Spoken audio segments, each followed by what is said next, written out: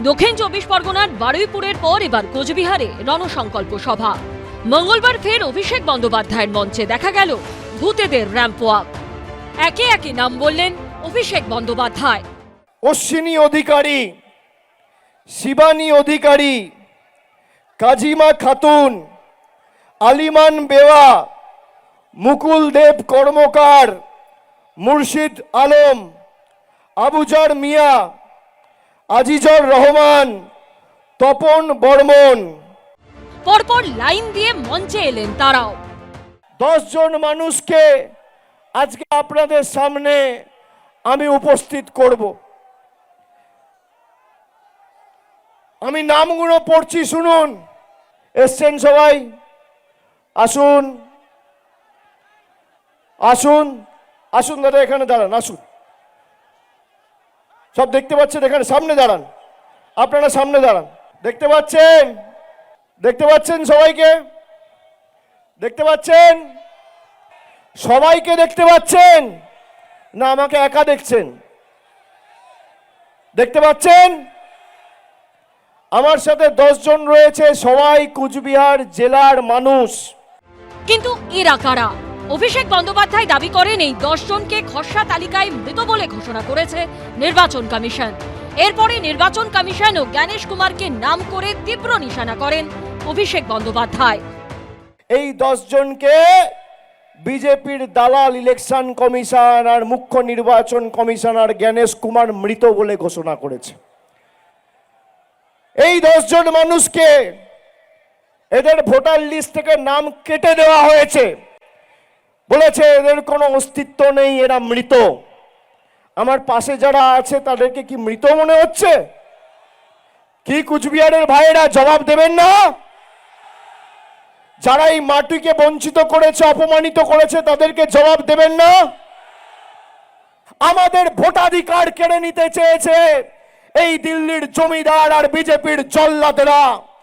আগামীর লড়াই এদেরকে উপড়ে ফেলার লড়াই, এদেরকে বিসর্জন দেওয়ার লড়াই, এই ছাইপাস আবর্জনাগুলোকে সাফ করবার লড়াই। এর আগে বারুইপুরেও ঠিক এইভাবেই খসড়া ভোটার তালিকায় মৃত বলে দেখানো ভোটারদের মঞ্চে তুলেছিলেন তৃণমূলের সর্বভারতীয় সাধারণ সম্পাদক। এবার শুনুন, ইলেকশন কমিশন এদের দেখতে পাচ্ছেন না, এদের মৃত ঘোষণা করে দিয়েছে। এই জন্য আমি রাম মানিয়েছি। আর এরকম 3-4টে কেস না, খালি দক্ষিণ 24 পরগনা জেলায় 24 জন রয়েছে যারা জীবন্ত বহাল তবিয়তে রয়েছে, কিন্তু এদের দেখিয়ে দিয়েছে মারা গেছে। কোনোদিন মৃত ব্যক্তিদের র্যাম্পে হাঁটতে দেখেছেন? দেখেছেন? দেখেছেন? এই কারণ আমি তৈরি করেছি যে এদের কি চক্রান্ত, বাংলার মানুষ যাতে ভোটাধিকার প্রয়োগ না করতে পারে এদেরকে মৃত দেখিয়ে দেওয়া হয়েছে। দক্ষিণবঙ্গের বারুইপুরের পর উত্তরবঙ্গের কোচবিহারেও একই কৌশল নিলেন তিনি, জানিয়ে পাল্টা সুর চড়িয়েছে বিজেপি। অভিষেক রাজনীতির কলঙ্ক, রাজনৈতিক ব্যবসাদার, তোলাবাজদের অধিপতি। তিনি বিভিন্ন সভায় ভূতদেরকে র্যাম্পে হাঁটাচ্ছেন আর জীবিত মানুষ ভূত এই কথা বলে তিনি নির্বাচন কমিশনকে দোষারোপ করছেন। আমি অভিষেক ব্যানার্জিকে চ্যালেঞ্জ করছি, আপনার যদি দম থাকে, আপনার যদি ক্ষমতা থাকে, তাহলে আপনি এই জীবিত মানুষদেরকে যারা মৃত হিসাবে দেখিয়েছেন সেই বিএলওদেরকে র্যাম্পে হাঁটান। আমরা দেখতে চাই জীবিত মানুষকে ভূত বানানো বিএলও আসলে কারা। অভিষেক বন্দ্যোপাধ্যায়ের অভিযোগ প্রসঙ্গে সিও দপ্তরের তরফে জানানো হয়েছে, এ নিয়ে কোচবিহারের জেলা শাসকের কাছে রিপোর্ট চাওয়া হয়েছে। এদিকে এসআইআর প্রসঙ্গে মঙ্গলবার নতুন অভিযোগ তুলেছেন মুখ্যমন্ত্রী। জাস্ট টু টক, আমি এর মধ্যে কোনো ভুল দেখি না, আমি ওদের সম্মান করি, আমি সব ফোর্সকেই। কিন্তু একটা রিকোয়েস্ট করব, আমার কাছে খবর আছে ফোর্ট ইলিয়ামে একজন কমান্ড্যান্ট এসআইআরের কাজ করছে এবং বিজেপি করছে, বসে পার্টি অফিসের কাজ করছেন। প্লিজ আপনাদের কাছে হাত জোর করে রিকোয়েস্ট করব, এটা করতে যাবেন না।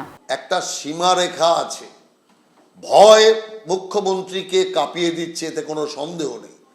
তাতে সেনাকেও যুক্ত করা, এই মুখ্যমন্ত্রী নিজের হার বাঁচানোর জন্য, নিজের পরাজয় বাঁচানোর জন্য যা খুশি বলতে পারে, যা খুশি করতে পারে, এটাই তার সবচেয়ে বড় প্রমাণ। সব মিলিয়ে এসআইআর ইস্যুতে চাপানো তো চরমে। শুভেন্দু ভট্টাচার্য, দীপক ঘোষের রিপোর্ট, এবিপি আনন্দ। এবিপি আনন্দ, এগিয়ে থাকে, এগিয়ে রাখে।